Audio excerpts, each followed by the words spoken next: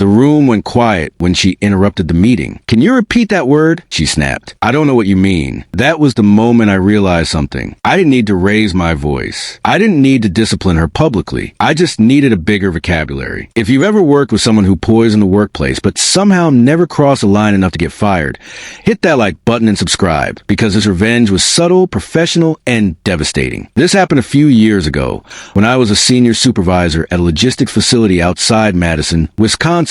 Fast-paced environment, tight deadlines, teamwork was everything. And then there was Melissa. Melissa wasn't bad at her job, which somehow made everything worse. She was sharp enough to avoid consequences, but toxic enough to drive people away. She complained constantly, took everything personally, turned minor misunderstandings into full-blown conflicts. Over 2 years, 3 good employees transferred out just to avoid her. I spent countless afternoons mediating disputes that felt like deja vu. Same crossed arms, same sharp size, same wounded tone. One incident finally pushed it over the edge. Another employee, Aaron, had to leave early one shift for a family emergency. Melissa agreed to cover, and later claimed she'd been disrespected because no one personally thanked her. She stormed into my office, jaw tight, fingers tapping like a ticking clock. "I won't cover for him again," she said. "He insulted me." I knew where this was going, so I looped in my director, Karen, a calm, articulate woman with the patience of a saint. Karen listened, nodded, then said gently, "I understand why you feel slighted." Melissa froze. "Wait," she said. "What does that mean?" Karen repeated herself. "No, what does slighted mean?" There it was. Karen explained it kindly, clearly. Melissa nodded, embarrassed but defensive. The meeting ended, but my brain didn't. That night, driving home, one thought kept looping. If that word threw her off, what else would? Not to confuse her, not to humiliate her publicly, but to remind her, quietly,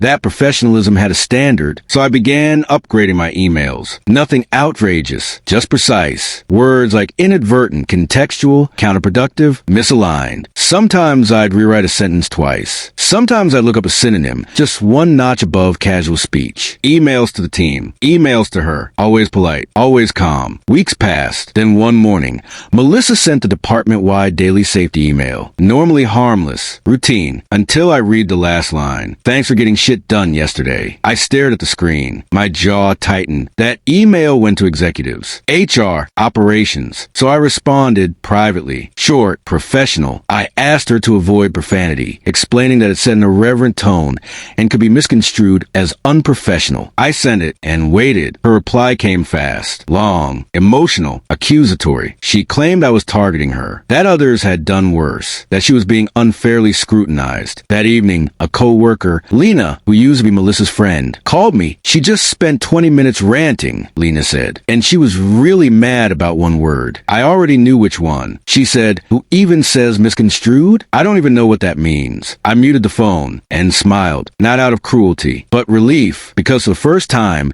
the chaos she created wasn't landing on everyone else. It was bouncing back at her, gently, professionally, undeniably. From that point on, she stopped replying aggressively. Her emails got shorter, quieter. Eventually, she transferred departments. No drama, no showdown, just a slow realization that she couldn't dominate a space she didn't fully understand. The victory wasn't public. No applause, no confrontation, just a shift. Meetings felt lighter. Emails felt calmer. People stayed. And Melissa? She never complained about my wording again. Revenge doesn't always look like punishment. Sometimes it's boundaries. Sometimes it's consistency. And sometimes it's using the rules better than the person who thought they could bend them forever. If the story made you grin, hit like, subscribe, and tell us in the comments, what's the smartest, pettiest revenge you've ever witnessed at work? More stories coming soon.